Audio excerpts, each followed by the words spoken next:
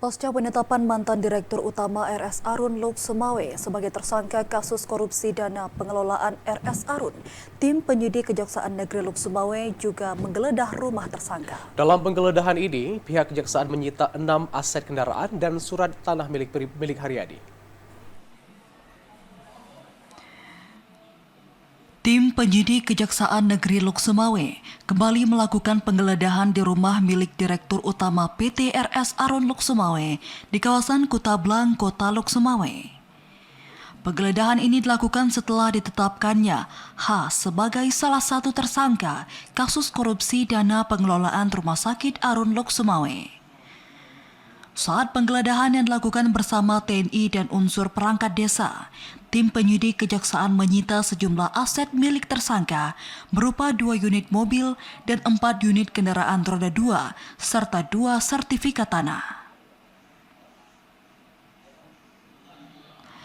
Kepala Kejaksaan Negeri Lok Sumawe Syaifuddin mengatakan, dalam penggeledahan tersebut penyidik Kejari Lok Sumawe memeriksa rumah untuk mendapatkan bukti-bukti terkait tindak pidana korupsi tersebut dan juga untuk mencari harta benda yang diperoleh dari hasil korupsi dana pengelolaan Rumah Sakit Arun. Syaifuddin menambahkan, penyidik juga melakukan penyegelan terhadap kamar pribadi H, serta kendaraan bermotor sebanyak 6 unit. Barang sitaan ini akan dijadikan sebagai barang bukti perkara. Kita sudah menugaskan tim untuk menuju titik yang menurut hasil pemeriksaan, tempat itu diduga sebagai tempat dilakukannya tindak pidana.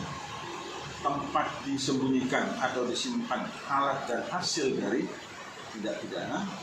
Kemudian tempat itu kita juga tempat menyimpan surat atau dokumen-dokumen penting yang ada hubungannya tidak korupsi.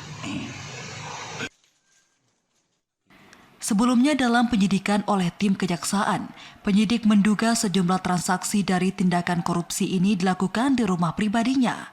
Hingga saat ini, tim penyidik Kejaksaan Negeri Lok Sumawe masih menghimbau kepada yang terlibat dalam kasus korupsi dana pengelolaan RS Arun untuk segera melakukan pengembalian dana atau aset yang didapatkan dari hasil korupsi ini. Dari Lok Sumawe, Muhammad Ilyas, TVRI Aceh melaporkan.